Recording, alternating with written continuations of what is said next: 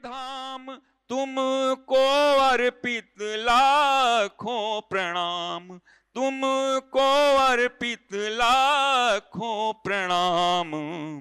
तुम में सब में तुम ही हो, तुम में सब में तुम ही हो। गुरुदेव तुम्हारी जय होवे, हे आनंद घन हे सुख राशि। गुरुदेव तुम्हारी जय होवे, तुम ही मथुरा तुम ही काशी। गुरुदेव तुम्हारी जय होवे। नारद उवाच गणेश जननी दुर्गा राधा लक्ष्मी सरस्वती सावित्री वै सृष्टिविधौ प्रकृति पंचधा स्मृता। आविर्बभूव सा केन का वा सा ज्ञानिनां वरा। किं वा तत्लक्षणं ब्रूहि सा भवत्य पंचधा कथम्। सर्वासां चरितं पूजा विधानं कथमीप्सितम्। अवतारं कुत्र कस्यास्तन्मां व्याख्यातुम् अर्हसि। नारायण उवाच प्रकृतिर्लक्षणं वत्स को वा वक्तुं क्षमो भवेत्। किंचित् तथापि वक्ष्यामि यत् श्रुतं धर्मवक्त्रतः। देवर्षि नारद अपने मन के समस्त संशयों को उच्छेद करने के लिए, मिटाने के लिए नारायण की शरण में पहुँचे। एक दृष्टि से दोनों ही भगवान के अवतार हैं। देवर्षि नारद भी भगवान के अवतार हैं और बद्री विशाल में तपस्या में निरत रहने वाले नारायण भी भगवान के अवतार हैं। और दोनों के बीच में संवाद होता है। देवर्षि नारद ने पूछा ये प्रकृति क्या है, कितने प्रकार की है और किस तरीके से कार्य करती है। भगवान नारायण ने कहा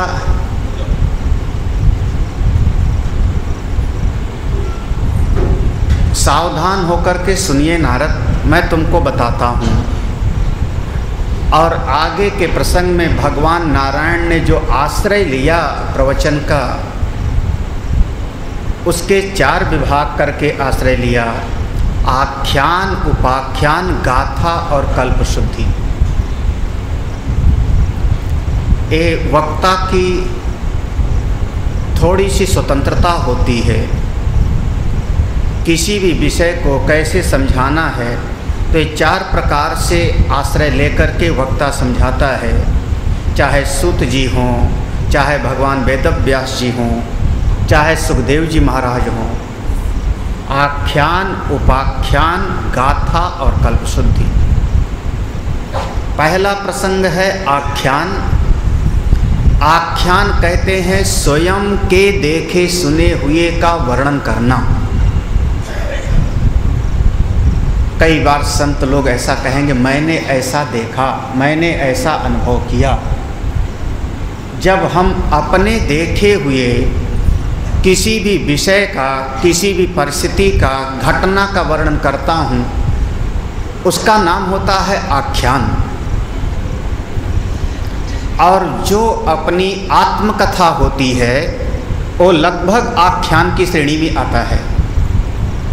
जिस समय देवर्षि नारद अपनी कथा सुनाते हैं कि मैं कैसे दासी पुत्र था, संतों की कृपा मिली, संतों का दिया हुआ प्रसाद पाया, और वही मैं जो 3 जन्मों की यात्रा हुई हमारी, कभी मैं गंधर्व बना, कभी दासी पुत्र बना, आज मैं देवर्षि के नाम से पूजा जाता हूँ।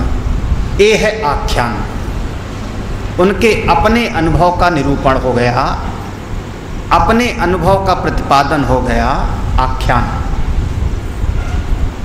लेकिन वक्ता की एक छूट होती है कि बहुत सारी चीज़ों को शायद हमने नहीं देखा, लेकिन शास्त्रों में मैंने पढ़ा है।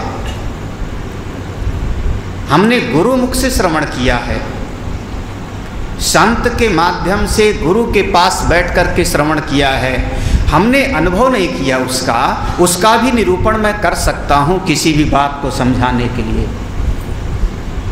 आख्यान के समीप होता है, इसलिए इसका नाम होता है उपाख्यान, उपधन आख्यान। हमने नहीं अनुभव किया, मेरे गुरुजी ने अनुभव किया होगा, मेरे दादा गुरुजी ने अनुभव किया होगा, मेरे दादाजी ने, पिताजी ने अनुभव किया होगा। उपाख्यान अपने देखे का नहीं है, लेकिन शास्त्र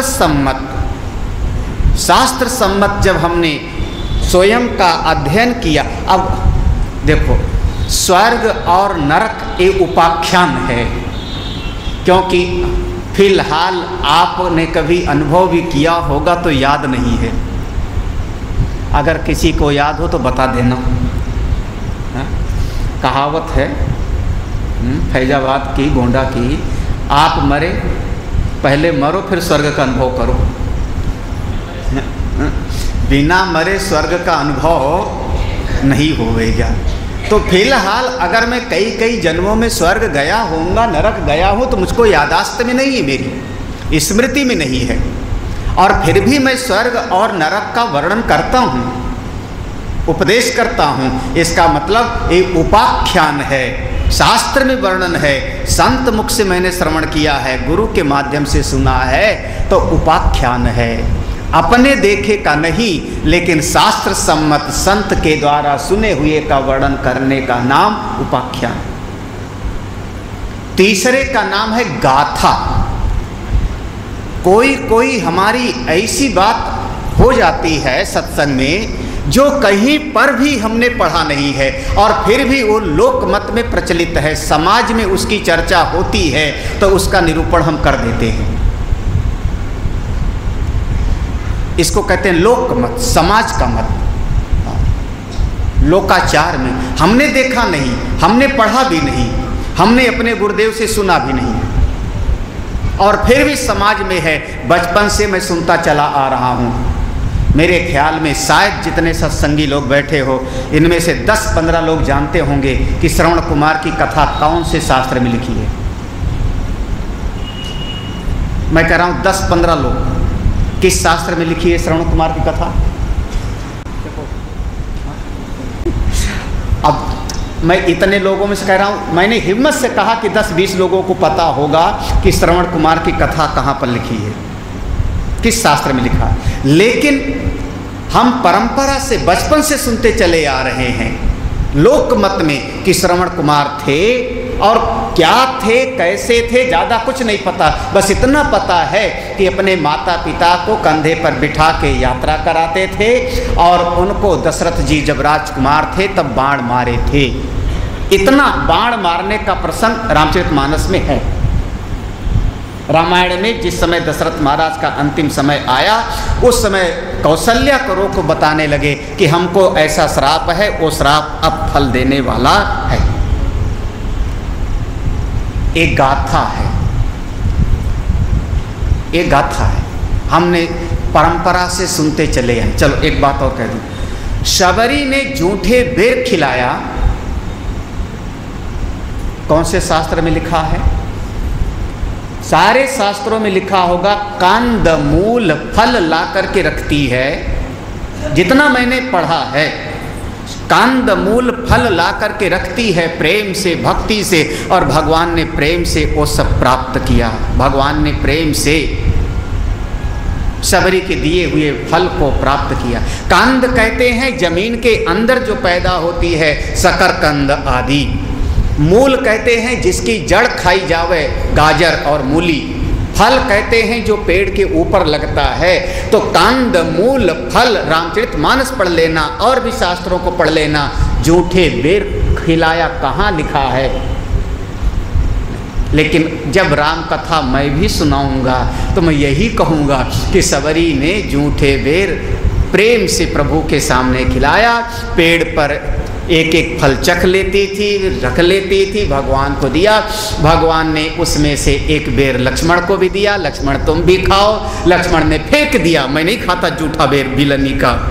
वही बेर जाके संजीवनी बूटी हो गई। भगवान ने कह दिया जाओ लक्ष्मण, अभी नहीं खा रहे हो, कभी न कभी तुमको खाना। भैया मैंने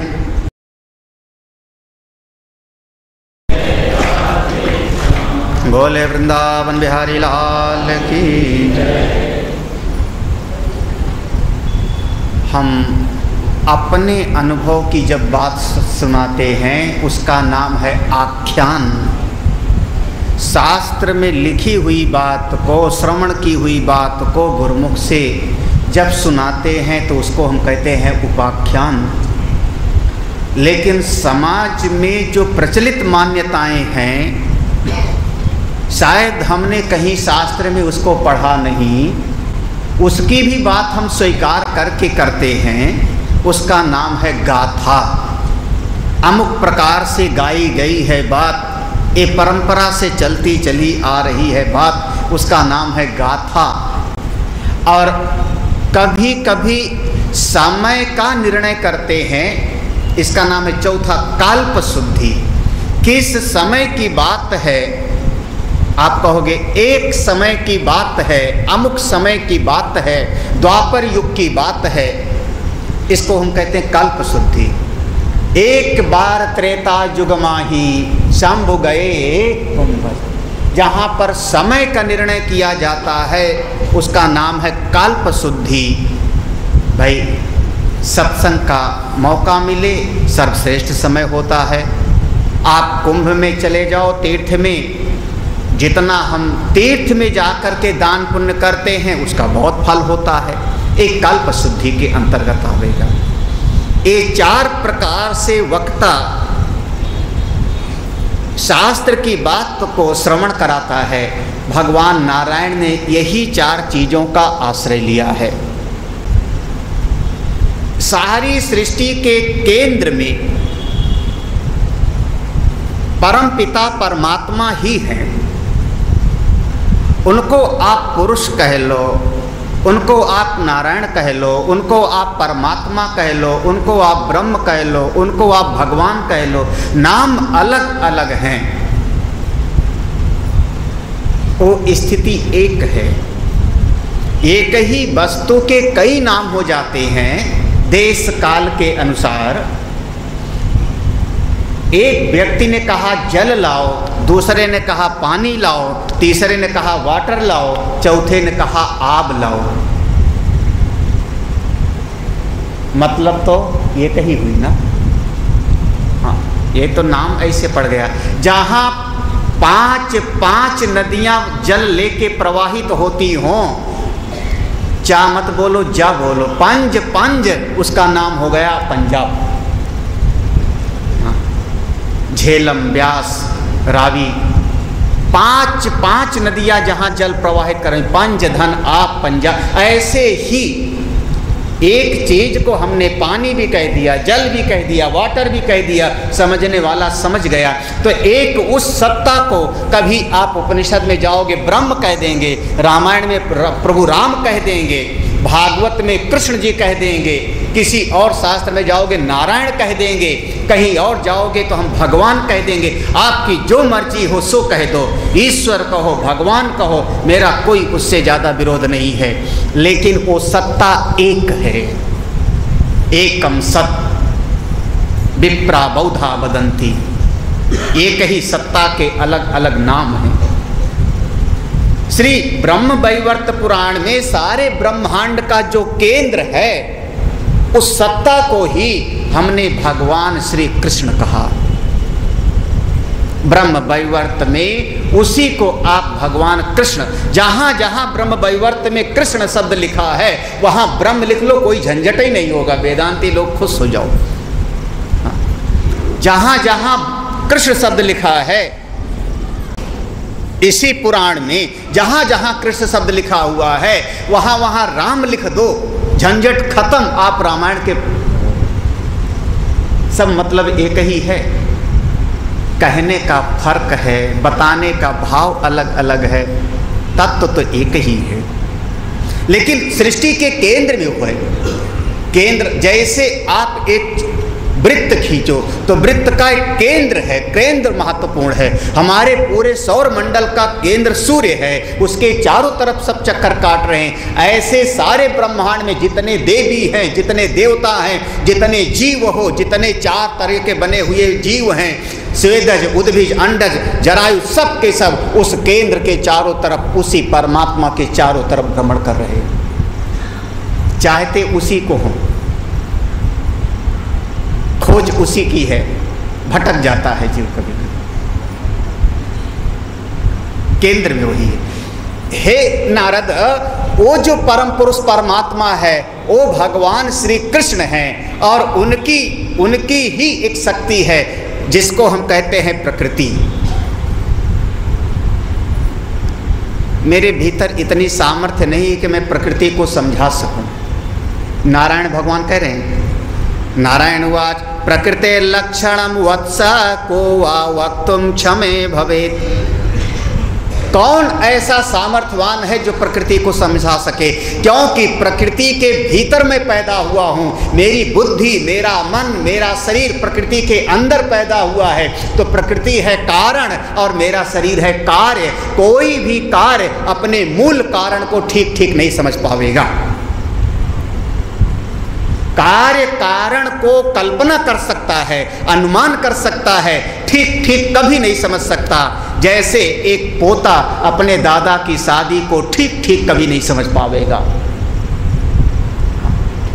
घर में पोते को गोद में लेकर के पूछ लेना, मेरी शादी का हाल बताओ, कैसे बताओगे? अनुमान करेगा, कल्पना करेगा। अगर मैं पैदा हुआ हूं तो मेरे पिताजी का विवाह हुआ होगा और मेरे पिताजी के भी पिताजी का विवाह हुआ होगा। कल्पना है, अनुमान है, लेकिन ठीक ठीक बोध नहीं होगा, क्योंकि बालक है कार्य और दादा की शादी है कारण। हमारी बुद्धि है कार्य, हमारा शरीर है कार्य, प्रकृति है सारे ब्रह्मांड का कारण। तो प्रकृति को ठीक ठीक कोई समझ नहीं सकता। केवल कल्पना कर लो, अनुमान कर लो, प्रकृति ऐसी है, प्रकृति वैसी है, प्रकृति ऐसी है, जो मर्जी आवे कल्पना कर लो। लेकिन जो मूल प्रकृति है सारे ब्रह्मांड की, हे नारद, उसी मूल प्रकृति को हम कहते हैं राधा, जो भगवान के स्व अंश से वाम भाग से प्रकट हुई हैं। और जब वाम भाग से प्रकट हुई, यही भगवान शंकर जी का भी अर्धनारीश्वर स्वरूप, भगवान कन्हई का भी, दोनों एक जगह मिल रहा है। देखो, भगवान के ही वाम भाग से जो प्रकट हुई हैं, वो मूल प्रकृति को ही हम समझने के लिए सरल भाव में उनको हमने कहा वो राधा जू। सारी सृष्टि का कार्य करती हैं राधा जू, और परमात्मा तो बस शक्ति देते हैं, आनंद में रहते हैं, अपनी महिमा में रहते हैं। सब करने का काम प्रकृति का है। महाराज, प्रकृति करती है, पुरुष कुछ नहीं करता। पुरुष तो बस केवल दृष्टा बना हुआ आनंद लेता है। हाँ, शक्ति देता है। इसीलिए चूंकि सारी सृष्टि का कार्य पूरा का पूरा जिम्मेदारी उस प्रकृति की है, हाँ, या आप कह लो हमारी राधा जू का है। यही कारण है कि हम कहते हैं जब तक उनकी कृपा ना मिले, हाँ, क्या भजन में गाते हैं, हाँ, राधे राधा शक्ति बिना न कोई श्यामल दर्शन। जब तक उनकी कृपा ना मिले तब तक वो परमात्मा के महल में प्रवेश ही नहीं है, संभव नहीं है। भगवान और राधा जो मिल करके तब सृष्टि का पूरा निर्माण। कैसे कैसे सृष्टि हुई बड़े विस्तार में वर्णन है, थोड़ा अपने आप भी पढ़ लेना कभी, किस किस तरीके से हुई। पहले 5 महाभूतों का निर्माण हुआ, फिर 5 महाभूतों से तन्मात्राओं का निर्माण हुआ, तन्मात्राओं से फिर उसमें वैकारिक सर्ग हुआ, फिर उसमें भूत सर्ग हुए, फिर उसमें 4 प्रकार से चेतन चलने वाले एक जीव की उत्पत्ति हो गई। उसमें फिर 1 पाँव वाला जीव पैदा हुआ, 2 पाँव वाला जीव पैदा हुआ, 3 पाँव वाले जीव पैदा हुए, 4 पाँव वाले पैदा हुए, 8 पाँव वाले जीव पैदा हुए, 1000 पाँव वाले जीव पैदा हुए। अब भ्रम में मत पड़ना। 2 पाँव वाला तो समझ में आता है, 4 पाँव वाला भी समझ में आता है, 8 पाँव वाला भी समझ में आ जाता है, क्योंकि कभी कभी देखने को टीवी मिल जाता है कि पानी में एक जीव होता है समुद्र में, 8 पाँव होते हैं उसके, ऑक्टोपस। कई चीज़ें समझ में आ जाती हैं। 1000 पाँव भी समझ में आ जाता है बरसात में, इतना लंबा लंबा लाल लाल होता है, मोटा मोटा उंगली के बराबर चलता है। गांव वाले जानेंगे, लखनऊ वाले नहीं जानेंगे। जो गांव में देखा होगा, मोटा मोटा उंगली के बराबर इतना बड़ा होता है, कभी पाँव गिनना उसके, मतलब हजारों पाँव होते हैं, बहुत सारे पाँव होते हैं। बस 1 पाँव वाला कौन है और 3 पाँव वाला कौन है ये नहीं समझ में आता। बिना पाँव वाला भी समझ में आता है, 1 पाँव वाला कौन है और 3 पाँव वाला कौन है, लेकिन लिखा है कि सबका सृजन हुआ। दांत वालों का सृजन हुआ, बिना दांत वाले पैदा हुए, ऐसे सब वर्णन है। 1 खुर वाला जीव बना, 2 खुर वाले जीव बने। 1 खुर वाला जीव घोड़ा, 2 खुर वाले हमारी गाय जिसका बीच में से खुर फटा होता है। इतना सूक्ष्म चिंतन है। बाल वाले जीव पैदा हुए, बिना बाल वाले जीव पैदा हुए। सारा का सारा जब निर्माण हो गया, और इस सारी सृष्टि के निर्माण के बाद भगवान गोलोक में एक दिन बैठे हैं, अपनी महिमा में विराजमान हैं, और चूंकि भगवान केंद्र में है, वृत्त है, मूल में है, तो सारी सृष्टि भगवान के साथ जुड़ी है। तो सारी सृष्टि है पत्नियां और भगवान है परम पुरुष। सब के सब आप कहां से पुरुष हो गए? आप केवल आप सब के सब स्त्री हो, क्योंकि सबका आकर्षण अपने केंद्र की तरफ है, कन्हई की तरफ है, परमात्मा की तरफ है। तो आप सब हैं स्त्री, हम सब हैं स्त्री, और भगवान हैं पुरुष। कभी आपने कथा में सुना होगा कि मीरा ने वृंदावन में ऐसा कहा था कि हमने तो सुना था कि वृंदावन में एक ही पुरुष है, एक दूसरा कौन से आया? जीव गोस्वामी की कुटिया के सामने चैतन्य महाप्रभु के 6 शिष्य थे गोस्वामी परंपरा में, रूप गोस्वामी, जीव गोस्वामी, सनातन गोस्वामी, ऐसे। तो जीव गोस्वामी के कुटिया के सामने ये शब्द प्रयोग किया। एक ही पुरुष है, दूसरा कहाँ से आ गया? एक परंपरा है उपासना की, सखी संप्रदाय। सखी संप्रदाय का सिद्धांत यही है। रामकृष्ण परमहंस ने बहुत दिनों तक सखी संप्रदाय की साधना किया।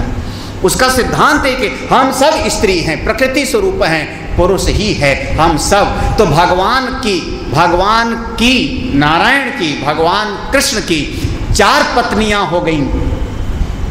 उनकी 4 पत्नियां गंगा, लक्ष्मी, सरस्वती, सावित्री और राधा जी। अब इस लोक की कथा नहीं है, इस लोक का मत समझना, अभी एक गोलोक की कथा है। बहुत सावधानी समझना, कहाँ की चर्चा हो रही है, तुरंत अपने हिसाब से मत समझने लगना। जिस काल की कथा सुनो अपने मन को उस काल में ले जाओ, क्योंकि आज के 30 साल पहले जैसे नियम थे अब नियम नहीं हैं। 30 साल पहले किसी को खाते समय छू देते तो खाने छोड़ देता हो। हमारी दादी वगैरह की कोई छू लेता बच्चा तो खाना नहीं खाती, अशुद्ध हो गया। आज के ज़माने में अब आज के बच्चे से अगर बताओ तो बच्चा कहेगा गाथा है, कल्पना है। लेकिन हमारी दादी वगैरह उनको खाते समय छू भले हुए बच्चा नहीं, अशुद्ध हो गया। अब लोग तो समाज अपन अगर उस बात को समझना है तो अपने मन को उस काल में ले जाना पड़ेगा। ऐसे भी लोग थे जो खाना बनाते समय लकड़ी बच जाती थी तो उसको धो लेते थे, धो के सुखाते थे, तब उससे को फिर से दोबारा लगाते थे। आज के लोग नहीं समझ पाएंगे अपने मन को। अगर आप द्रौपदी की चर्चा सुनो, किसी और की कथा सुनो, तो अपने मन को उस काल में ले जाओ, तब आप निर्णय कर पाओगे। यहाँ बैठ करके वहाँ का विचार करोगे, समस्या में फंस जाओगे, संशय हो जाएगा। ये कथा इस धाम की नहीं, गोलोक धाम की है। सब भगवान की पत्नियां हैं। हाँ, तो अगर ये लिखा है कि गंगा, लक्ष्मी, सरस्वती, सावित्री, राधा सब भगवान की पत्नी हैं, तो इसमें कोई भ्रम में मत पड़ना। एक दिन की बात है,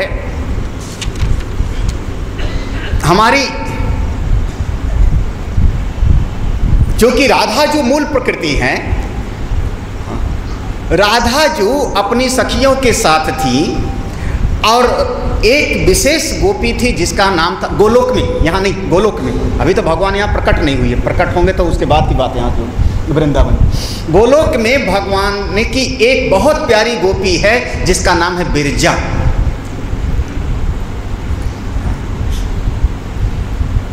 ऐसे से बहुत सारे, भाई ब्रह्म वैवर्त में लिखा है कि राधा जो की 1 करोड़ सखियां थी, 1 करोड़ गोपी। आप शास्त्र को समझने की कोशिश करो, ना समझ में आवे तो आश्रम आना। आज हमारे आश्रम के स्वामी जी बैठे थे, उन्होंने कहा स्वामी जी आज चित्रकेतु की कथा सुनाई शायद ना, उन्होंने कहा भागवत में लिखा है कि चित्रकेतु के 1 करोड़ रानियां थी। भागवत में लिखा है चित्रकेतु की 1 करोड़ रानियां थी, जिसमें बड़ी का नाम था कृतदुति, ऐसा कुछ नाम, जिससे एक बालक पैदा हुआ, पैदा होने के बाद उसको जहर दे दिया, वो बच्चा मर गया।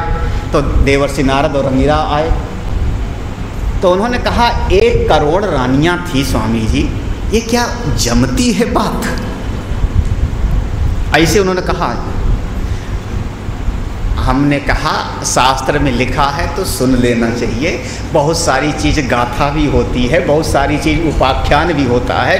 हम सबका विचार नहीं करते, विचार उसका करते हैं जो मेरी साधना में सहायक होता है। आप एक बात समझना, प्रवचन में 1000 बात कोई महात्मा सुनावे, जिसके मन में दोष होता है उसी को चुभ जाती है, भले उसको सुनाया ना गया हो।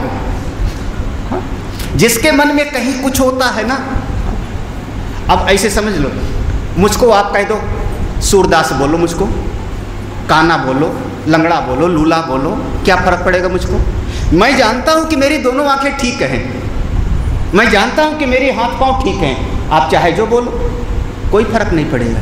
लेकिन किसी की एक आंख में जरा खराबी हो और उसको काना बोल के देख लेना, फिर मारेगा वो, हाँ, उसी को चुभ जाओगे। हाँ, जिसके ये हमारे गुरुदेव कहते थे महात्मा लोग टोपी फेंकते हैं, किसी किसी के सिर पे सेट हो जाती हो, और जिसके सिर पर सेट हो जाती है ना, वो फिर विक्षिप्त हो जाता है। ऐसा देखो मुझको बोला स्वामी जी ने। हाँ। क्या बात नहीं जम रही, जमती है। हाँ। कुछ समझदार लोग होते हैं, मैं सुना ही नहीं, हमारी बात है ही नहीं। हाँ, बस क्या बढ़िया बात है। खैर आप लोग समझदार हो, समझ लीजिए।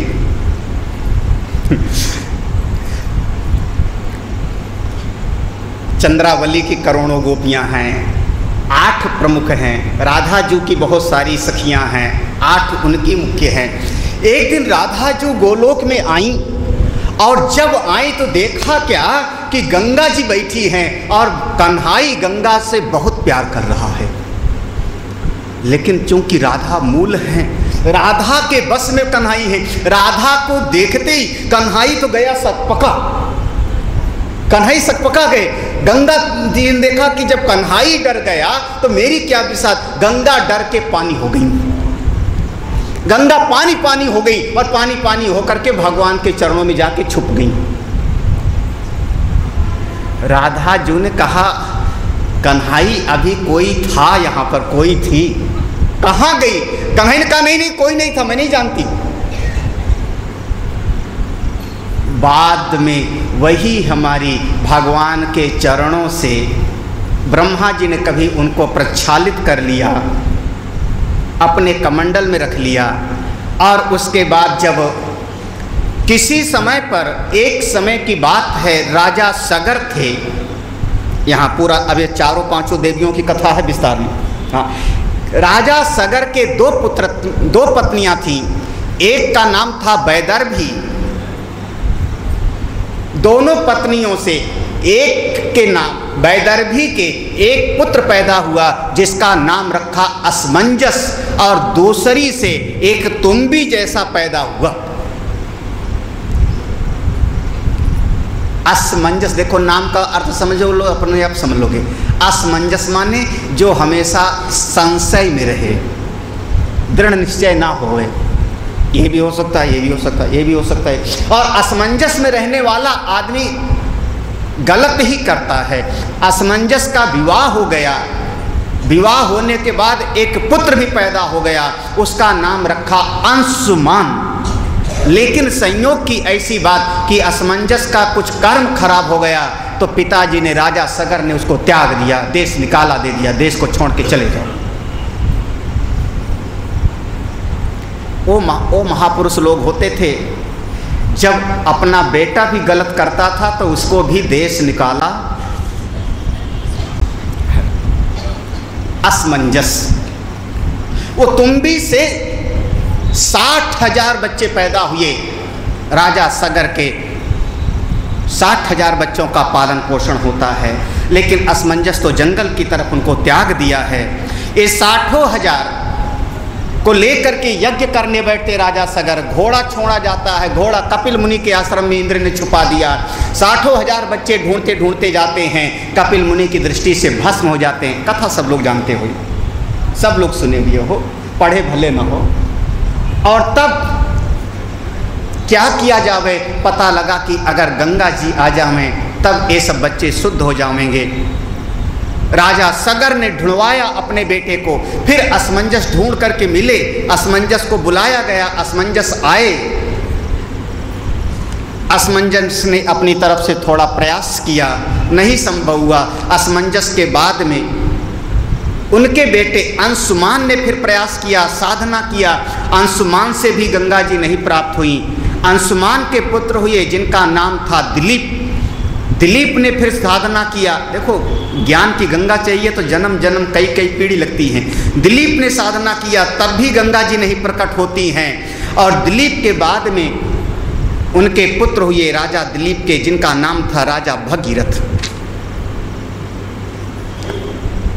भगीरथ ने जब तप किया, ब्रह्मा जी प्रसन्न हो गए, मैं अपने कमंडल से छोड़ दूंगा, लेकिन ये नारायण के चरण से निकली हैं, इसलिए इनका नाम है विष्णुपदी। विष्णुपदी गंगा जी का एक नाम है। इनको धारण कौन करेगा?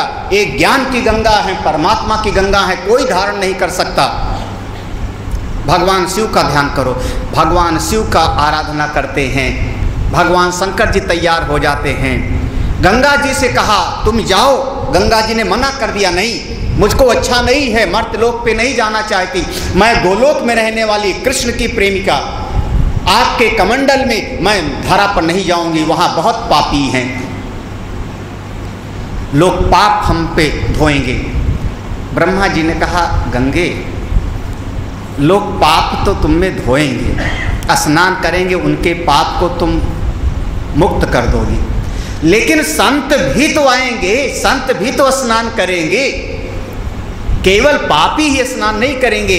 जब संत तुम में स्नान करेंगे तुम पवित्र हो जाओगी। तब गंगा तैयार होती हैं, गंगा जी निकलती हैं, कमंडल से छोड़ा, लेकिन गंगा विचार करती, मैं रुकूंगी नहीं, भले कुछ भी कहा हो ब्रह्मा जी ने, वेद गर्भ ब्रह्मा ने, मैं रुकूंगी नहीं, मैं फोड़ती हुई पाताल की तरफ चली जाऊंगी। अब ये कह रहे हैं तो छोड़ दिया इन्होंने, मैं जाती हूँ, लेकिन पृथ्वी को फोड़ के पाताल में चली जाऊंगी। भगवान अपनी जटा को खोल के रखे हैं और गंगा ऊपर से आती है। भगवान की जटा में जैसी आते हैं, भगवान ने जटा लपेटा और लपेट करके बांध लिया। गंगा जी भगवान की जटा में। अब ज्ञान की गंगा को धारण तो यही कर पाओगे ना। और यहाँ अगर बुद्धि में, विवेक में ज्ञान की गंगा आ जावे तब तो समाधि तो लगी जाती है, फिर तुम्हारा किसी से बात करने का मन नहीं होता, मन में होता है चुपचाप अकेले बैठे रहो, शांति से धैर्यपूर्वक अपना समाधि, बुद्धि शांत हो गई। अब भगवान शंकर जी की समाधि लग गई। भगीरथ ने कहा मेरे पुरखे मरे हुए हैं, फिर से शंकर भगवान की साधना करते हैं। तब भगवान शंकर जी ने अपना पूरे सिर में से पूरी गंगा को नहीं छोड़ा है, केवल एक धारा छोड़ी है, एक धारा, पूरी गंगा का नहीं। आपके पास में बुद्धि में जितना ज्ञान है, अपने बच्चे को सब एक ही दिन में मत पढ़ा देना। इतना सा ज्ञान सुनाना, इतना सा पढ़ाना बच्चे को, पूरा पढ़ाने लगोगे परेशान हो जाओगे। थोड़ा सा भगवान ने एक धारा छोड़ी और वो भगीरथ के पीछे पीछे, भगीरथ आगे आगे। भगीरथ माने पुरुषार्थ, परिश्रम, जो साधना करता है उसी को ज्ञान की गंगा प्राप्त होती। आगे आगे और अचानक बीच में एक आश्रम है, उस आश्रम का नाम है जह्नु ऋषि का आश्रम। गंगा का वेग ऐसा, वो आश्रम बह जाता है। जह्नु ऋषि नाराज हो गए, उन्होंने अंजलि लिया, पूरी गंगा को पी गए। भागीरथ आगे आगे चले जा रहे थे, पीछे मुड़ के देखे तो सूखा सूखा, चौंक पड़े। अभी तक तो पीछे पीछे गंगा जी आ रही थी, कहाँ गई कहाँ गई, ढूंढते ढूंढते फिर चले। पीछे देखा तो महात्मा जी बैठे हैं बट वृक्ष के नीचे ध्यान कर रहे हैं। भगीरथ ने प्रणाम किया, महाराज गंगा मेरे पीछे पीछे आ रही थी, अचानक लुप्त हो गई, दिखाई नहीं पड़ रही, कहाँ चली गई? जह्नु ऋषि ने कहा मेरे पेट में, मैं पी गया, नाराज हो गया। महाराज बड़ी मुश्किल से मेरी 4 पीढ़ियों ने तपस्या किया तो गंगा आई थी, अरे मेरे आश्रम को बहा ले गई। इतना गर्व, इतना अभिमान, मैं उनको अपने पेट में धारण कर। बोले महाराज मेरे पुरखे इंतजार कर रहे हैं। जह्नु ऋषि ने कहा घबराओ मत, मैं अपनी जंघा से चीर के निकाल देता हूँ। अपनी जांघ को चीर के एक धारा छोड़ दी और वो धारा पीछे पीछे चलते हुए गंगा सागर तक पहुंचती है। तो हमारी गंगा जी का एक नाम हो जाता है जाह्नवी। जह्नु ऋषि के जांघ से निकली ऋषि, जह्नु ऋषि। जब जंघा माने पुरुषार्थ, परिश्रम, कोई ऋषि जब परिश्रम करता है, समाज में चलता है, तभी ज्ञान की गंगा हमको प्राप्त होती है, नहीं तो ज्ञान की गंगा प्राप्त कैसे होवे। हमारे दादा गुरुदेव से गुरुदेव ने ज्ञान प्राप्त किया, उत्तरकाशी में बैठे रहते अपने आनंद में, हमको ज्ञान कैसे मिलता? उनका परिश्रम, उनकी मेहनत, हमको ज्ञान प्राप्त हुआ, हमारे गुरु भाइयों को ज्ञान प्राप्त हुआ। ऋषि जब परिश्रम करते हैं तभी प्राप्त होता है। और इस प्रकार से गंगा हमारी पृथ्वी पर आई। लेकिन 5000 साल जब कलयुग बीत जाएगा, हे नारद, ये गंगा पुनः अपने मूल स्वरूप में जाके चली जाएंगी और पृथ्वी से लुप्त हो जाएंगी। ज्यों का त्यों यही श्लोक है। और जिस समय गंगा लुप्त हो जाएंगी उस समय हमारी पृथ्वी पर फिर कलयुग का प्रभाव बढ़ने लगेगा। मैंने तुमको गंगा की बात सुना दी। उन्होंने कहा, नारद ने कहा भगवान, हे नारायण भगवान, गंगा जी की तो कथा आपने सुना दी, लेकिन ये जो बीच में 2-3 और नाम लिया था, लक्ष्मी, सरस्वती, इनका क्या हुआ?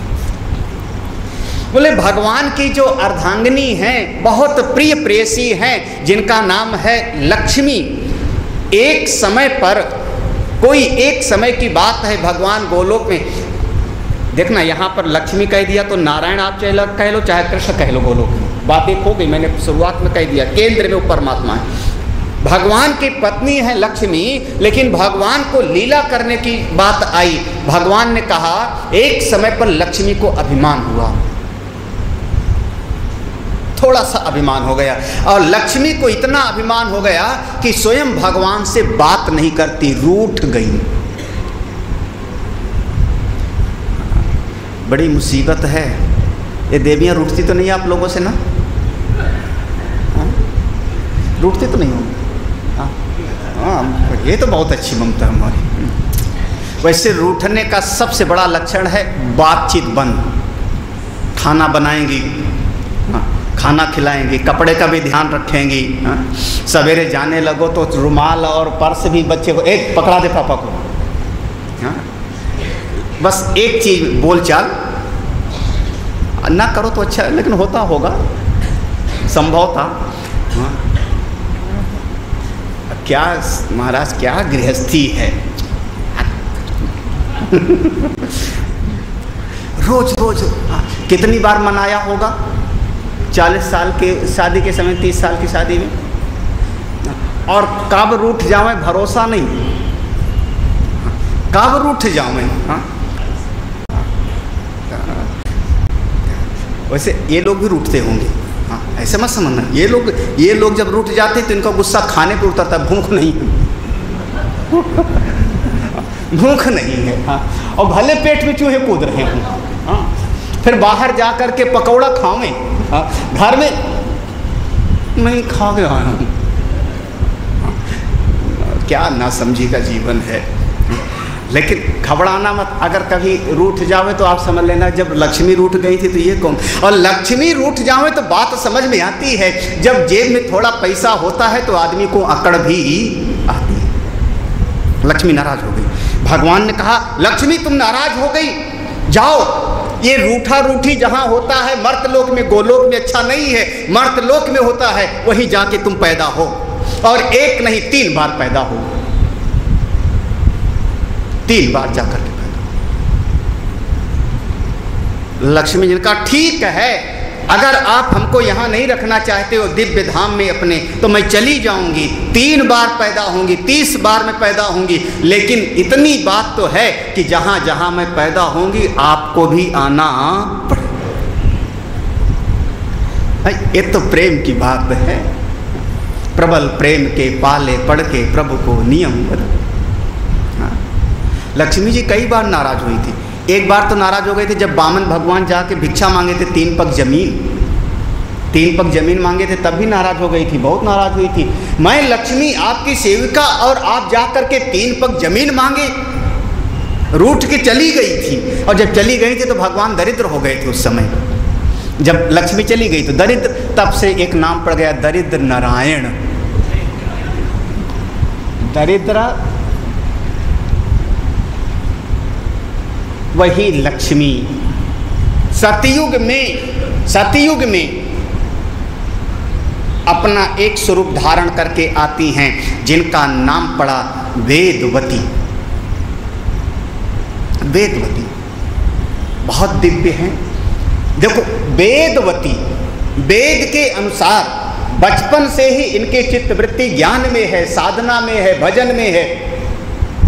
अपने पिता से इन्होंने कह दिया मैं विवाह नहीं करूंगी किसी समय, जैसे गार्गी आदि ऐसे वेदवादिनी हैं, अपने चिंतन में रहती हैं, पुष्कर तीर्थ में जा करके तपस्या करने लगती हैं, जो केंद्र है ब्रह्मा जी का मूल स्थान, वहाँ जाके साधना करने लगती हैं। और उनकी साधना पूरी होते होते हजारों साल की साधना होती, अपने स्वरूप में निष्ठ हैं। लेकिन उसी समय एक दुर्घटना होती है, किसी तरफ से अपने विमान पर बैठा हुआ रावण आया। संशय मत करना, हाँ आप मत कहना रावण तो त्रेता युग में हुआ था। हाँ, आपसे ज़्यादा हमारी बुद्धि संशय करती थी। हाँ, बहुत क्वेश्चन में करता था। रावण ब्रह्मा के पुत्र थे पुलस्त्य। कल मैंने सुनाया था ब्रह्मा के पुत्र पुलस्त्य। जब सृष्टि बनी तभी ब्रह्मा से पैदा हुई, जैसे मन पुलस्त्य के पुत्र हुए जिनका नाम था विश्रवा, और विश्रवा का पुत्र है जिसका नाम हुआ राम। कितनी पीढ़ी हुई? सृष्टि की शुरुआत में ब्रह्मा के हुए पुलस्त्य, पुलस्त्य के विश्रवा, विश्रवा का हुआ राम। तो एक इस तरफ तो 4 पीढ़ियां हुई, और दूसरी तरफ युगों बीत गए, सतयुग बदला होगा, त्रेता बदला होगा, कई पीढ़ियां, दशरथ महाराज की कई पीढ़ियां, जनक महाराज की कई पीढ़ियां। महाराज एक खल जल्दी मरते नहीं, दुष्ट जल्दी मरते नहीं। रावण सतयुग में भी था। रावण अपने विमान पर बैठा हुआ आया, देखा इतनी सुंदर वाहन दिव्य साधना कर रही। रावण अपने विमान से उतरा, उसने कहा देवी तुम कौन हो, साधना क्यों कर रही हो? अरे स्त्री रत्न हो, तपस्या मत करो, मेरे महल में चलो, मैं त्रैलोक के विजयी हूं। वेदवती ने कहा नहीं नहीं, मैं केवल उस परमात्मा की हूं, मैं भगवान की हूं, इस जगत में मैं किसी की नहीं होना चाहती।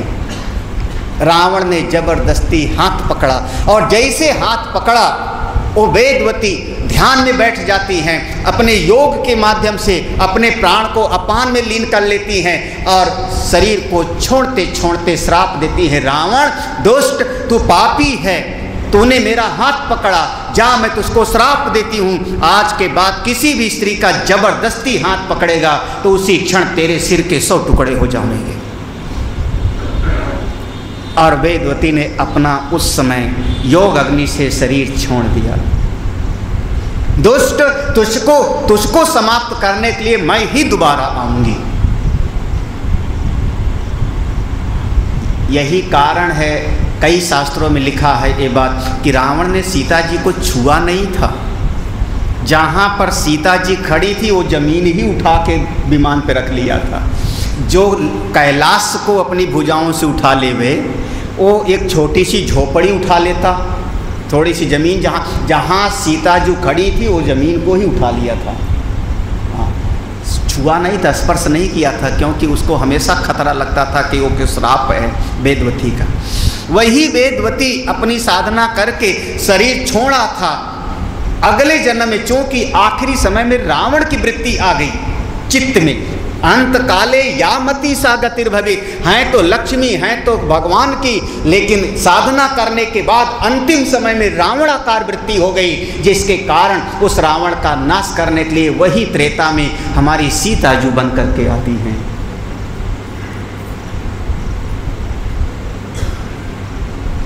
उसके बाद चूंकि भगवान भी आए राम बन करके, उसके बाद फिर समय बदलता है और वही लक्ष्मी जो भगवान की नित्य सहचरी हैं, भगवान की हैं, वो द्वापर युग में आकर के बनती हैं, जिस समय वेदवती तपस्या कर रही थी, उस समय भगवान शिव ने इनको कहा वरदान मांगो, वरम ब्रूहि, क्या चाहिए तुमको, क्या चाहिए? वेदवती ने कहा था मुझको परमात्मा चाहिए। बोले परमात्मा तो तुम्हारा स्वरूप है, और कुछ मांगो। तो वेदवती से कहा भगवान ने आकाशवाणी में, विवाह कर लो, जैसा वर चाहिए वैसा मैं तुमको दे सकता हूँ। वेदवती ने कहा अगर आप हमको विवाह के लिए कहते हो मैं स्वीकार कर लूँगी, आप देववाणी है, आकाशवाणी है, प्रभु के वचन को मैं कभी मना नहीं करूँगी, लेकिन समस्या रख दिया, मैं कैसा वर चाहती हूँ। मतलब ये था कि ना ऐसा वर मिलेगा ना मेरा विवाह करना पड़ेगा, बचने के लिए। उन्होंने कहा मेरा पति हो जो धर्मात्मा हो, धर्म का पालन हो, मेरा पति हो जो बलशाली होवे, मेरा पति होवे जो धनुर्विद्या में प्रवीण होवे, मेरा वर होवे जो सुंदर भी होवे, मेरा वर होवे जो नीति निपुण भी होवे।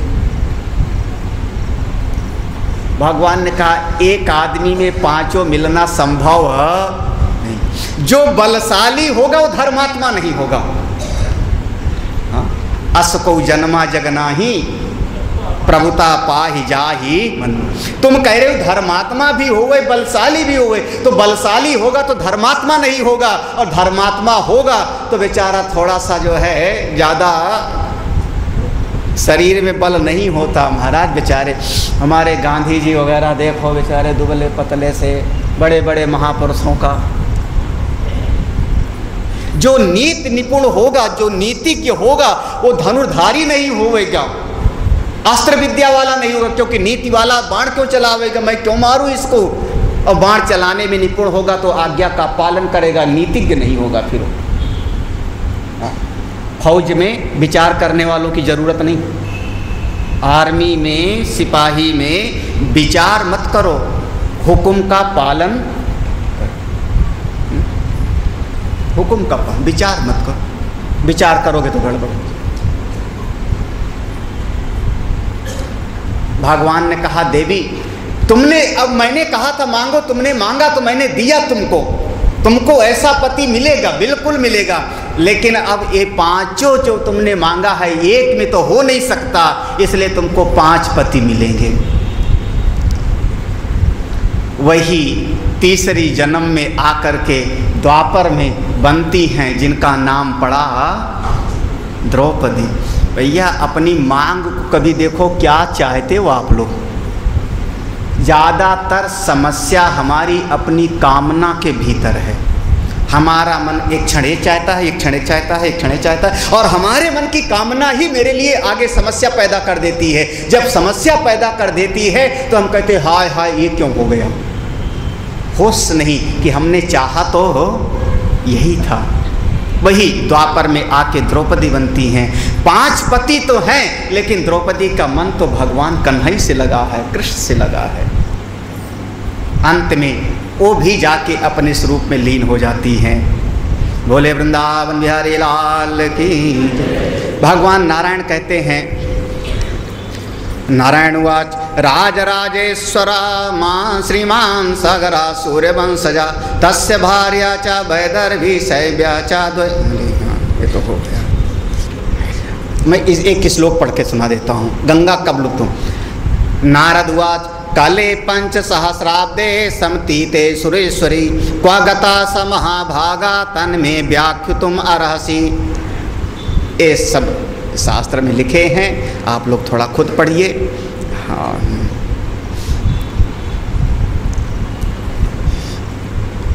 एक प्रसंग बड़ा इसमें अलग से विचार वाला है, जो अब हिम्मत नहीं हो रही सुनाने की मुझको। मन कहता है सुना दो, बुद्धि कहती मत सुनो। किसकी मानो? मन की बुद्धि की? मन कहता है सुनाओ, अब बुद्धि कहती है। हमारे मन में हजारों विचार चलते रहते हैं। आपके मन के भीतर विचारों का एक निरंतर प्रवाह चलता रहता है। उनमें से किस विचार को वाणी से व्यक्त करना है, किसको नहीं व्यक्त करना है, उसके लिए भीतर एक सेंसरशिप लगी रहती है। अंदर आपके भीतर ही मन में जितने विचार चल रहे हैं, हमारे भीतर एक शक्ति है जो रोकती है, नहीं ये बात नहीं बोलनी, ये बात नहीं बोलनी, ये बात नहीं बोलनी। जिस आप लोग कभी टोटी देखे हैं, पानी वाला, नल वाला? हाँ? जिस टोटी में जरा सी गड़बड़ी हो जाए फिर एक एक बूंद टपकता रहे। जिसका वो कंट्रोलिंग वाला सेंसर पावर थोड़ा लूज हो जावे, फिर वो अपनी वाणी से जो मौका बेमौका बोलना शुरू कर देगा। तो उसको हम कहेंगे ले चलो ठुकराल के पास, त्रिवेदी के पास, कोई थोड़ा सा ढीला हो रहा है, स्क्रू इलाज करो। और वो जो भीतर सेंसर करने वाली चीज़ है, रोकने वाली चीज़ है विचारों को, वो पूरी तरह से ढीला हो जाए तो आदमी कहेगा अब इसको नूरे मंजिल ले चलो। लखनऊ में ये हाँ पागल खाना, पागल हो रहा है। पागल और कुछ नहीं है, पागल और कुछ नहीं। पागल माने क्या? पागल माने अपने विचारों पर नियंत्रण नहीं रह गया उसको। उसके मन में जो अनवरत विचार चल रहा है, हमारे मन में भी चल रहा है, तुम्हारे मन में भी चल रहा है, लेकिन तुम अपने मन के विचारों को रोकते हो। नहीं, ये नहीं बोलना है, ये नहीं बताना है, ये बताना है, ऐसा बोलना है, ऐसा नहीं बोलना, ये खाना है, रोक रहे हो। पागल आदमी रोक नहीं पा रहा है। मन में आया पत्थर मारूं, उठाया मार दिया, भले माँ हुए तो क्या, पिता हुए तो क्या, बस अपने विचारों के प्रवाह को रोक। मेरे ख्याल में 50% आप सभी पागल हो, हम सभी पागल हैं। मैं भी हूँ, आप भी हूँ। 50% हो, थोड़ा थोड़ा वो ढीला होने लगे, गड़बड़ा जाएगा फिर मामला। इसीलिए इस प्रसंग में हमारी बुद्धि की बात मैं मान लेता हूँ। ठीक है, चलेगा कि नहीं? बुद्धि की बात ना मानो। उपनिषद पढ़ना, उपनिषद पढ़ो। आत्मानं रथिनं विद्धि शरीरं रथमेव तु बुद्धिं तु सार्थिं विद्धि मना प्रग्रहमेव च यस्तु विज्ञानवान् सार्थी समनस्का सदा शुचि। यस्तु विज्ञान, ये बुद्धि जो है सारथी है, बुद्धि ठीक ठाक होनी चाहिए। भैया मैं बुद्धि की बात मान लेता हूँ। समस्या तो एक है ना कि फिर महाराज आपको ये कहना ही नहीं था कि हमारे एक आप ना कहते तो कोई बात ही नहीं होती, ना कहते तो बात ही नहीं होती। ये आपने कह के समस्या पैदा कर दिया कि एक प्रसंग ऐसा है जिसको मन कह रहा है सुनाओ, बुद्धि कहती है। ये जो बोल दिया वो समस्या पैदा कर दिया। और महात्मा लोग जानबूझ के बोल देते हैं, वो उनका तरीका है कि आपकी थोड़ा जिज्ञासा जगे। ग्रंथ ले आओ खरीद के, पढ़ो, समझो, ना समझ में आवे तो हरिद्वार आ जाओ। जब तड़प होती है, जानने की चाह होती है ना, तो फिर आगे बढ़ता है। गोलोक में ही भगवान की एक और पत्नी है। हमने कितना नाम गिनाया था? 4 कि 5? कौन कौन सा? भगवान की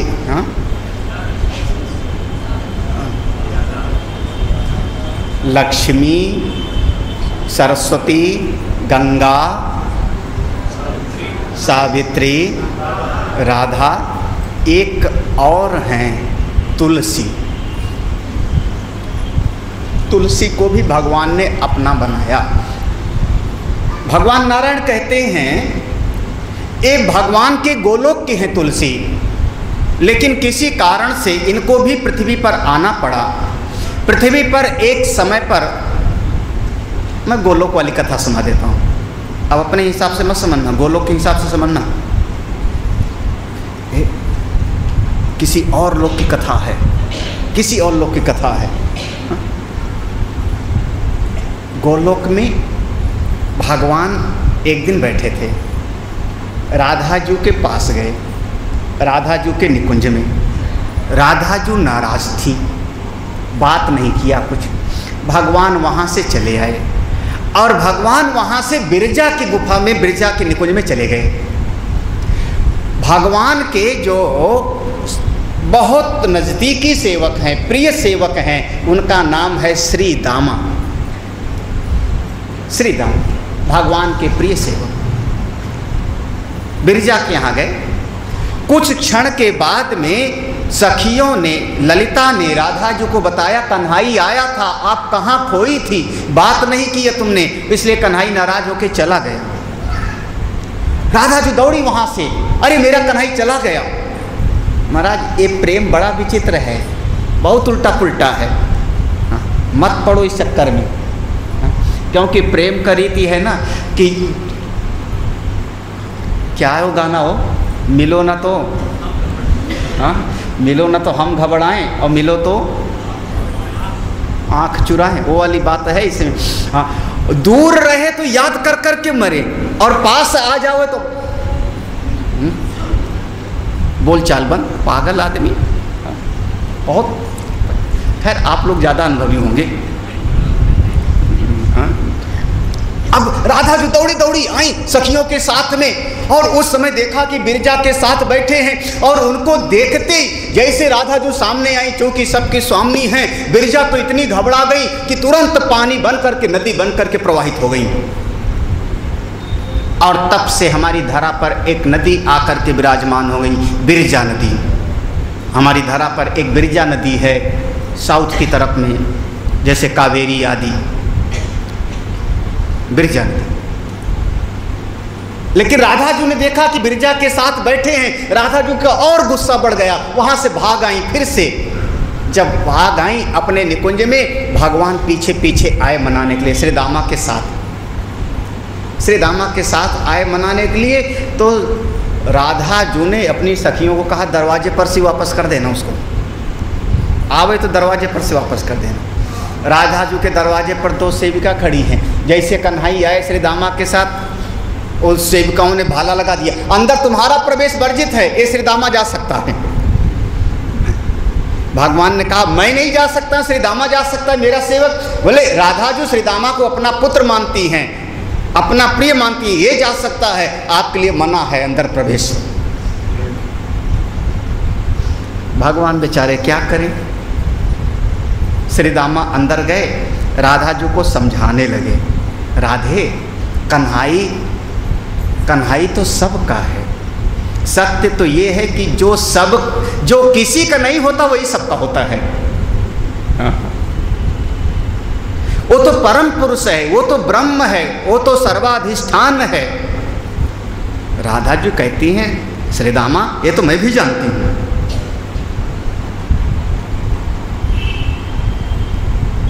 तब तक श्री दामा ने इशारा किया भगवान को कि हम यहाँ बात कर रहे हैं, और झूठ मूठ श्री दामा ने इशारा कर दिया सेवकाओं को कि राधा जी मान गई है, आने दो आने दो। और भगवान अंदर आ गए। जैसे भगवान अंदर आए, राधा जी ने भगवान को कुछ कटुवचन बोला, यहाँ क्यों आ गए, कपटी जाओ, ऐसे ऐसे कुछ कटुवचन बोला। जब भगवान को कटुवचन बोला, अब श्री दामा से नहीं रह गया। श्री दामा ने राधा जी को कहा, माते ये क्या बोलती हो आप, मेरे परमात्मा को, पर ब्रह्म को आप ऐसा बोल रही हो। राधा जी ने कहा, श्री दामा तू अभी मेरी बात कर रहा था, और जैसे वो आया तुम उसकी बात करने लगे हो, यही तो क्या कहो, बेपेंदी का लोटा। श्री दामा तो बीच बचाव कर रहे थे। श्री दामा को कहती हैं राधा, जाओ तुम मर्त लोक में जा करके राक्षस बनो, असुर बनो। असुर बन जाओ। श्री दामा ने कहा होम करते हाथ जलता है। मेरा तो कोई लेना देना नहीं था, मैं तो आप दोनों का जो है बीच में पड़ा और बिना मतलब कि मुझको श्राप मिल गया, आपने मुझको असुर होने का श्राप दे दिया। ये अच्छा तो नहीं किया आपने, ये बिल्कुल अच्छा नहीं किया।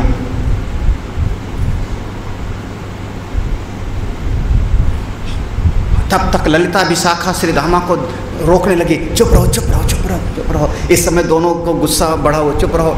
श्री धामा ने कहा नहीं, मुझको क्यों श्राप दिया इन्होंने, असुर होने का श्राप दिया, वो भी मर्त्य लोक में। और जब आपके भीतर इतना विवेक नहीं है, इतना क्रोध में आ गई कि मुझको असुर होने का श्राप देती हो, तो जाओ तुम भी पृथ्वी पर जा करके पैदा हो और तुम्हारा कन्हई से वियोग भी हो गए।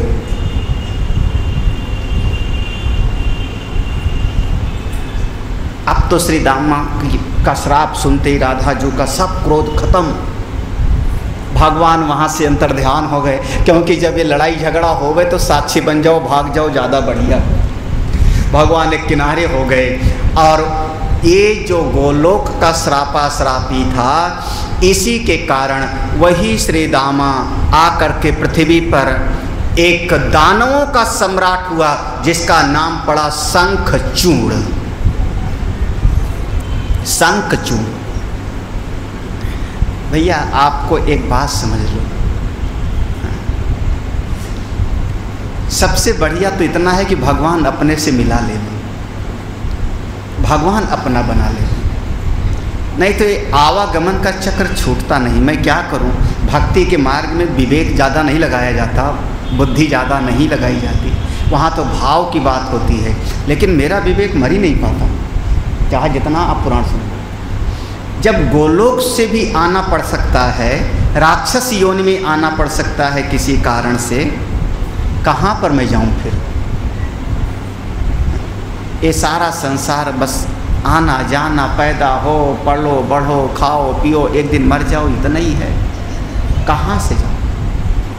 मुझको लगता है कि अब विवेक मेरा नहीं स्वीकार करता। विवेक कहता नहीं, भगवान का वो असली धाम होना चाहिए, यद गत्वा न निवर्तन्ते तद धाम, जिसको प्राप्त करके दोबारा ना आना पड़े। न स पुनरावर्तते न स पुनरावर्तते न तस्य प्राणा उत्क्रामन्ते। लेकिन भगवान का सखा, गोलोक का सखा राधा जी के श्राप के कारण आकर के राक्षस बना। दूसरी बात समझ लो कि दो आदमियों के बीच में टांग मत अड़ाओ आप, खास करके जब दोनों बहुत खास हों, तो भाई भाई हों, अच्छा माँ बेटे लड़ रहे हों तो क्या करो बीच में। लेकिन सत्य तो इतना है कि अगर माँ बेटे लड़ रहे हों तो बहू चुपचाप बैठी रहे, अपना और बढ़िया चाय बनावे, पकौड़े बनावे, खावे। सबसे बढ़िया तरीका यही है, ना उसकी तरफ से बोलना और ना इसकी तरफ से। मेरी बात जमे तो मान लेना, ना जमे तो हर इच्छा, ना जमे मेरा बात वापस कर देना मुझी को। लेकिन सत्य इतना है, दो लड़ रहे हो तो दोनों के बीच में मत पड़ना, और जो जो पड़ता है पिसता है, जो जो पड़ता है। दो पाटन के बीच में साबुत बचा ना, बच के रहो। भगवान की नित्य प्रिया तुलसी इस पृथ्वी पर आकर के एक राजा थे जिनका नाम था धर्मध्वज। धर्मध्वज की कन्या आकर के बनती हैं, यहाँ उनका नाम तुलसी रखा जाता है। कहीं कहीं पर एक नाम लिखा है वृंदा, दोनों नाम आता है, वृंदा भी तुलसी, हाँ तुलसी पड़ता है। ये साधना करती हैं, शंखचूर्ण के साथ इसका विवाह हो जाता है तुलसी का। एक समस्या समझना यहाँ पर, बहुत बहुत सूक्ष्म विवेचन है, बहुत सूक्ष्म विवेचन है। शंखचूर्ण स्वभाव से दुष्ट है, गो हत्या करता है, संतों की हत्या करता है, यज्ञ का नाश करता है। जो दुष्ट प्रवृत्ति में है, तुलसी आराधना करती है, भगवान विष्णु की उपासना करती है, नारायण की, क्योंकि उसको स्वभाव से उपासना मिला हुआ है। तो उपासना करती है और उपासना का फल लगाती है। मेरा पति अजय होए, मेरा पति अमर रहे, मेरा सुहाग बना रहे। हमारे शास्त्र में दो जगह पर ऐसा वर्णन आया। गांधारी को हम लोग श्रेष्ठ नहीं समझते, भले आंख पर पट्टी बांधी हो तो क्या, ना जाने किसने कहा बहुत महान थी। जिसने कहा हो कि बहुत महान थी गांधारी, वो खुद ना समझे है।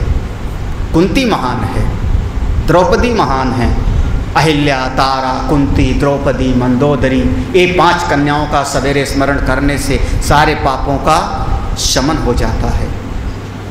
गांधारी पट्टी बांधी नहीं, पट्टी बांधी उसने, ना समझी का काम, फिर शक्ति मिली, उस शक्ति को लगाया दुर्योधन को वज्र बनाने में।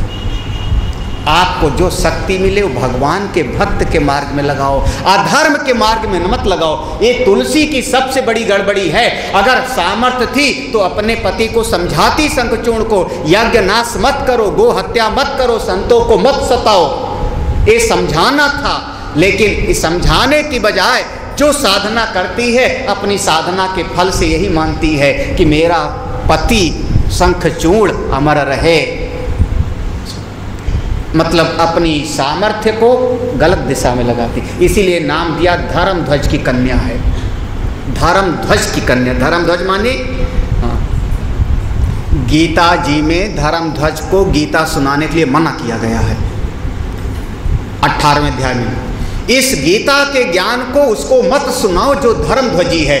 धर्मध्वजी माने झंडा उठाया है धर्म का और भीतर धर्म है नहीं। देहाती भाषा बोलो, देहाती भाषा में मुख में राम राम, बगल में झंडा उठाया है धर्म का, लेकिन जीवन में धर्म नहीं है, उसकी कन्या है। गड़बड़ी है। तब कोई घटना हुई है। मूल से आप समझिए कहाँ कहाँ गलती हो रही है। भगवान शिव के साथ घोर युद्ध होता है। यहाँ बहुत सारा विस्तार में वर्णन है, बड़ा सा, करीब 8-9 अध्याय में घोर युद्ध होता है, नहीं विजय होती है। सारे देवता मिल गए। तब सारे देवता जब मिल गए, क्यों नहीं विजय हो पा रही? भगवान शंकर ने कहा कैसे विजय होगी? जब मैं इसको त्रिशूल से मारने जाता हूं तो भगवान नारायण का ही चक्र इसकी रक्षा करता, ये मरेगा कैसे? सब भगवान नारायण से प्रार्थना करते हैं। भगवान नारायण कहते हैं मैं क्या करूं, मेरी गलती नहीं, मैं अपने भक्त के वचन का पालन करने का लिए बद्ध हूं, प्रतिबद्ध हूं। और मेरी भक्त है तुलसी, जैसे कभी युद्ध के लिए चलता है, शंखचूड़ जैसे युद्ध के लिए चलता है, ये तुलसी पूजा घर में बैठ जाती है, मेरा ध्यान करती रहती। जब तक ये युद्ध मैदान से वापस नहीं आता तब तक अन्न जल छोड़ करके पूजा करती रहती है। तो जितने समय तक ये पूजा में बैठी रहती है, मैं अपने चक्र से इसके सुहाग की रक्षा करता रहता। सारे देवताओं ने कहा फिर आप ही उसको शक्ति दे के बचा भी रहे हो तो आप ही जानो, हम क्या करें? भगवान ने कहा कुछ मैं ही करता हूं। तुलसी का ध्यान बटे, जो उसकी चित्त वृत्ति लगी हुई है वहां शंखचूड़ की रक्षा के लिए, उस ध्यान को बांटने के लिए, क्योंकि वो और कोई तरीका नहीं है। तब भगवान स्वयं शंखचूड़ का रूप धारण करके और तुलसी के महल में आ जाते हैं। जिस समय शंखचूड़ युद्ध मैदान में है, भगवान के साथ युद्ध हो रहा है, घोर युद्ध हो रहा है, और इधर शंखचूड़ के रूप में स्वयं नारायण भगवान पधार गए। तुलसी ने देखा मेरे स्वामी आ गए, आकर के उसने पांव धोया, ला करके भोजन कराने लगी। उसका ध्यान टूट जाता है, ध्यान बट जाता है, ध्यान बट जाता है। और उसी समय में फिर शंखचूड़ का वध होता है। शंखचूड़ का सिर हाथ तुलसी करते हुए महल के आंगन में गिरता है। तुलसी दौड़ करके आती है, ये मेरे पति का सर, तुम कौन हो, किसने मेरे साथ छल किया? भगवान अपने चतुर्भुज स्वरूप में प्रकट हो गए। देवी जिसकी आराधना नित्य करती हो वही मैं हूँ, वही परब्रह्म नारायण हूँ, मेरी तो पूजा करती हो, मेरी तो आराधना करती हो।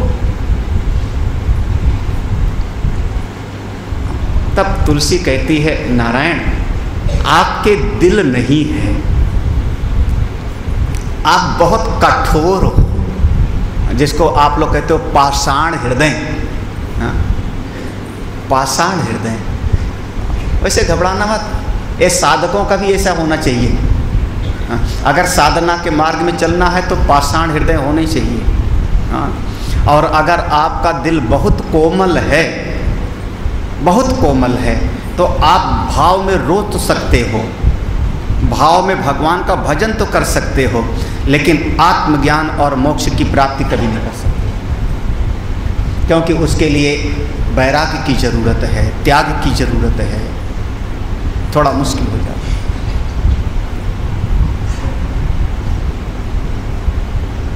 चैतन्य महाप्रभु ने स्पष्ट किया है संतों का हृदय कैसा होता है। उन्होंने कहा वज्रात अपि कठोराणी, वज्रात अपि कठोराणी, वज्र से भी कठोर, मृदूनि कुसुमातपि, और फूल से भी कोमल। ये है भगवान के चित्त की स्थिति, वज्र से भी कठोर और फूल से भी कोमल। कैसा होता होगा आप? तुलसी ने कहा आप कठोर हृदय वाले हो, पाषाण हृदय वाले हो, आपकी मैंने जीवन भर आराधना किया, आपने मेरे पातिव्रत्य धर्म का भंग किया, मेरा पति मर गया, जाओ मैं तुमको श्राप देती हूं, तुम पत्थर ही हो जाओ, पत्थर हो जाओ। भगवान ने कहा देवी तुमने भी अधर्म को धर्म मान लिया था, तुम अधर्म की रक्षा कर रही थी और उसी को समझ रही थी कि ये मेरा धर्म है, जाओ मैं तुमको भी श्राप देता हूं, तुम जंगल की झाड़ी बन जाओ, जंगल की बिरवा बन जाओ। लेकिन इतना कह देता हूं कि कुछ भी हो, जब तक तुम्हारा तुलसी दल हमारे ऊपर नहीं चढ़ेगा तब तक मैं भोग नहीं, हमारा तुम्हारा साथ हमेशा बना रहेगा, हमेशा। और तब से भगवान हो गए शालिग्राम और तुलसी हो गई हमारी तुलसी माँ। बोलिए तुलसी मैया की। भाई एकादशी का दिन है तो उनकी कथा आई गई, क्या आज एकादशी तो नहीं है? कितने लोग चावल खा के आए हो, बढ़िया पुलाव। जितने लोग पुलाव खा के आए हो आज दिन में चावल खाया होगा, और जितनी लोग बनाई खिलाई होंगी खाई होंगी, सबके बहुत सारे 4 आने पुण्य तो खत्म, पूरा नहीं 4 आने, 4 आने पुण्य खत्म। बिल्कुल एकादशी के दिन चावल खाना भी खिलाना भी दोनों पाप हैं। आप कैलेंडर रखो घर में, देख लिया करो, महीने में 2 ही आती है, ज़्यादा नहीं आती। ना खाओ ना खिलाओ, कोई बहुत प्यारा आ जावे और तब उसको पराठा खिलाओ, पूड़ी खिलाओ। वैसे तो व्रत करना चाहिए सबको, व्रत ना भी करे, वैसे एकादशी के दिन कुछ ज़्यादा बढ़िया बढ़िया खाने को मिलता है। बच्चे कहते हैं मम्मी ऐसी एकादशी तो रोज़ आवे, क्योंकि लौकी का खीर, साबूदाना की खीर, काजू की बर्फी, फिर पूड़ी भी, फिर सब्जी भी, फिर कितने आइटम मिलते हैं फिर तो। एकादशी माने व्रत तो करना चाहिए।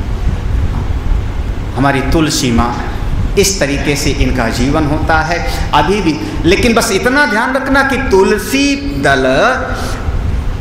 दल जो भगवान से संयोग तो हुआ उनका इस रूप में हुआ, लेकिन तुलसी दल कभी भी भगवान शिव को नहीं चढ़ाना चाहिए, क्योंकि तुलसी के पति शंखचूर्ण को भगवान शिव ने मारा है।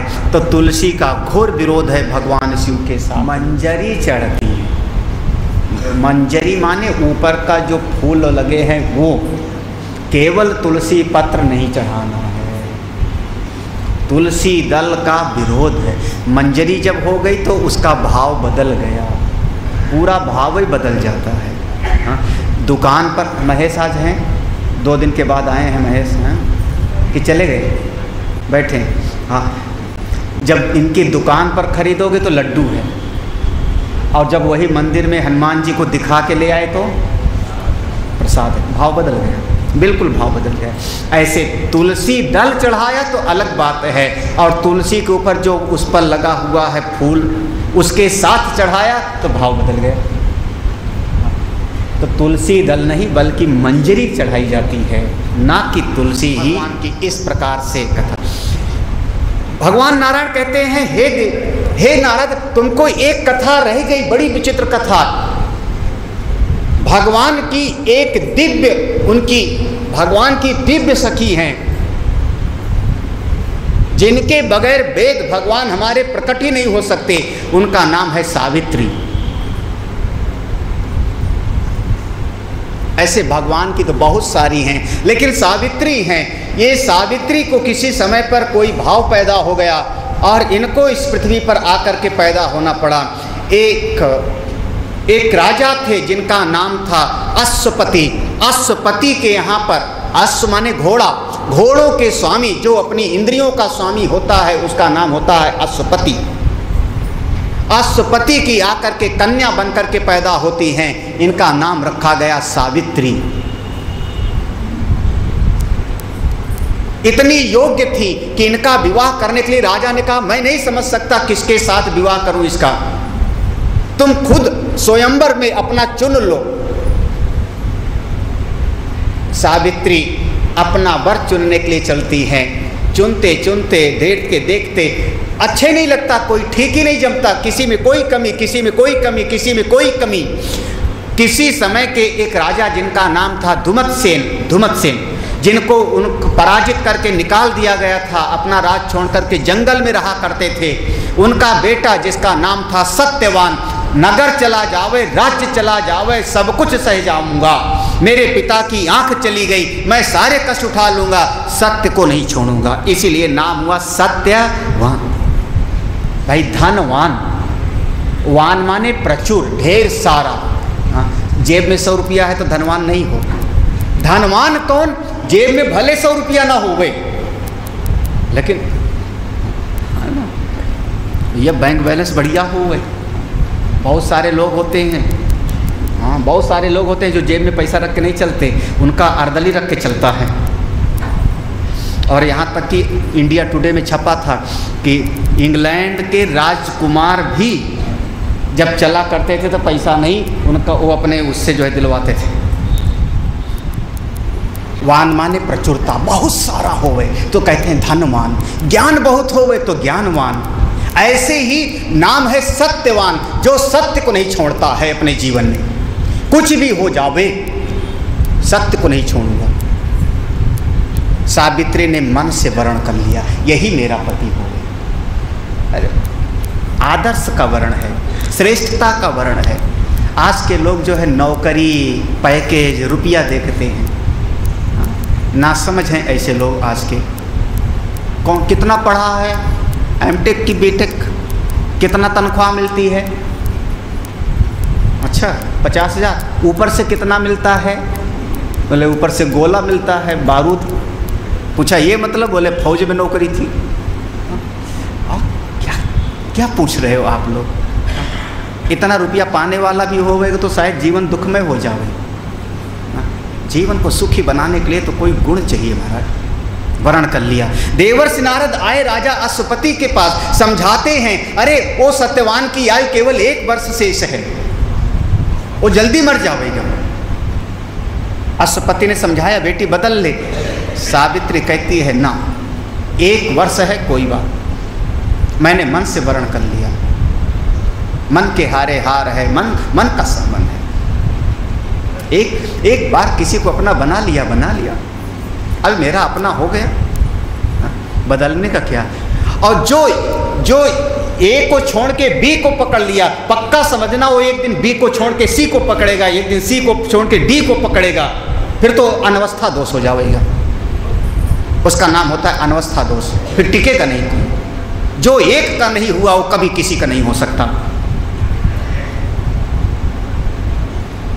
विवाह हो जाता है, आ जाती हैं, कहाँ राजकुमारी और कहाँ कुड़िया लिपती हैं, पोतती हैं। लेकिन उनको याद है, जैसे 1 साल का हुआ दिन तिथि, सब उनको एक दिन का हिसाब याद है। उस दिन कहती हैं मैं भी चलूँगी आपके साथ लकड़ी काटने के लिए। सावित्री साथ जाती हैं सत्यवान के साथ में। ये कथा हमारे पूर्वज में बचपन हम लोगों को पढ़ी थी। उस समय जिस समय लकड़ी काट रहे होते हैं उनको दर्द होता है, आज की भाषा में हार्ट अटैक समझ लो। वो उतर पड़ते हैं, लेट गए और उनके प्राण पखेरु निकल गए। उसी समय सावित्री ने मंत्र पढ़ करके आह्वान किया, मेरे पतिदेव के प्राण को कौन लेके जा रहा है, प्रकट हो, मैं देखना चाहती हूं, भले आप गुप्त रूप में हो, सूक्ष्म हो तो क्या। सबको तो नहीं दिखाई पड़ेंगे, लेकिन सावित्री जैसी साधक को दिखाई पड़ते हैं कि हाँ, धर्मराज स्वयं यमराज ही, यमराज और धर्मराज दो नहीं है, एक ही हैं। हाँ, यमराज धर्मराज दो नहीं हैं, हाँ, एक ही हैं। कभी आप बस अड्डे पर जाओ तो बस अड्डे पर किताब बेचने वाले बेचते हैं बस पर, एक किताब 20 रुपए की, साथ में 3 किताब फ्री। कभी आप लोग देखे हों?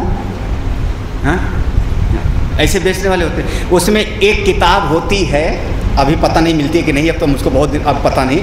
उसको एक तरफ से ऐसा देखो तो बीरबल और ऐसा करो तो सरदार जी। जो नहीं देखे होंगे नहीं समझेंगे, देखना कभी। हाँ, एक ही दृश्य है, एक ही है, ऐसा करो तो बीरबल और ऐसा करो तो, अरे महाराज हमको किसी ने एक फोटो भेंट किया हमारे कन्हई का राधा जू के साथ, उसको ऐसा करके देखो तो घड़ा लेकर के राधा जू खड़ी हैं, और ऐसा करके देखो तो दूसरा रूप बदल जाता है। हमको बड़ा अच्छा लगा। हाँ, एक ही है। पापी जब जाता है, पाप करने वाला जब जाता है तो उसको भैंसा पर बैठे वाले यमराज दिखाई पड़ते हैं, और जब पुण्यात्मा जाता है तो उसके लिए वही धर्मराज दिखाई पड़ते। एक ही है। शेरनी धर्मराज भी है अपने बच्चे के लिए, और यमराज है हमारे लिए। हम शेरनी के सामने पहुंच जाएं तो मेरे लिए यमराज है, और उसका बच्चा जब सामने आ गया तो वही शेरनी उसके लिए उसका पालक है, उसकी माँ है। एक ही है। यमराज दिखाई पड़ गए। सावित्री ने प्रणाम किया, जैसे प्रणाम किया, प्रणाम करते ही प्रसन्न हो गए, क्योंकि ऐसे दुख की घटना में जिसका पति मरा हुआ है अभी, और एक किसी श्रेष्ठ महापुरुष को देखा तो प्रणाम किया। धर्मराज ने कहा, देवी, जो विपत्ति में भी अपने धर्म को नहीं भूलता वो श्रेष्ठ है, मैं आशीर्वाद देता हूं तुमको।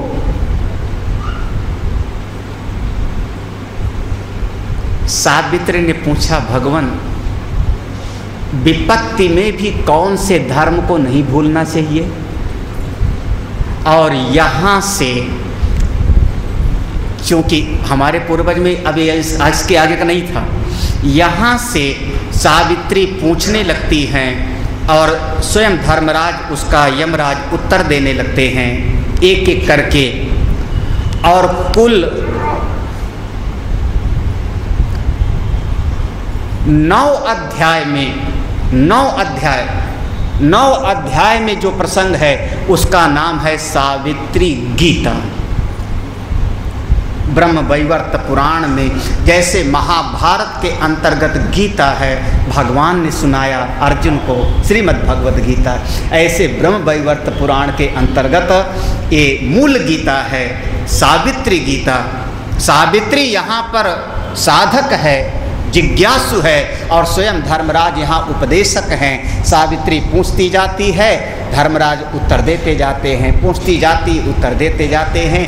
तो 9 अध्याय में पूरा का पूरा प्रसंग है, लेकिन क्या पूछती है, कुछ बातें अब हमसे रहा नहीं जा रहा है, तो इसलिए इसको सुनाने के लिए मैं कल सुनाऊंगा, और गंभीरतम विषय होगा, गंभीरतम।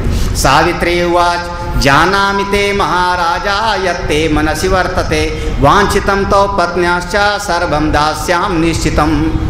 यम उवाच, अहो क्वायासि सावित्रे गृहीत्वा मानुषीं तनुं, यदि यास्यसि कान्तेन सार्धं देहं तदा त्यज, गन्तुं मर्त्यो न शक्नोति गृहीत्वा पाञ्च भौतिकं, देहं चायं लोकं च नश्वरं नश्वरा सदा। सावित्री यहाँ से पूछती हैं, और जैसे सावित्री पूछती हैं, यमराज का पहला प्रश्न है, पहला उत्तर देते हैं यमराज। यमराज कहते हैं, अहो क्वायासी सावित्री गृहीत्वा मानुषीं तनु, अरे तुम सावित्री कौन हो? क्योंकि ऐसा प्रश्न पूछने वाला तो आज तक हमको कोई ही मिला नहीं। हम तो रोजे कितनों के प्राण को खिनकालते रहते हैं, हमारा काम ही है। हाँ, कितने कितने मरते रहते हैं, लेकिन ऐसी जिज्ञासा कोई करने वाला होता नहीं है, तुम मनुष्य के शरीर में हो कौन, तुमको मेरा प्रणाम है। और यहाँ से शुरू हो जाता है, हम आगे की बात कल सुने। भगवान मूल हैं, भगवान केंद्र में हैं और उनके चारों तरफ हम सब उन्हीं की प्रकृति हैं, लेकिन मूल प्रकृति हमारी राधा जी, साथ में गंगा, लक्ष्मी, सरस्वती, तुलसी, सावित्री, ये सब भगवान की नित्य सहचरी, नित्य सेविका हैं। वो परम पुरुष परमात्मा जिनको आप भगवान कहो, ईश्वर कहो, मैं उनको भगवान श्री कृष्ण कहता हूँ। नित्य गोलोक धाम उनको प्रणाम है। बोले वृंदावन बिहारी लाल की। तुमको अर्पित लाखों प्रणाम, तुम में सब में तुम ही हो, तुम में सब में तुम ही हो, गुरुदेव तुम्हारा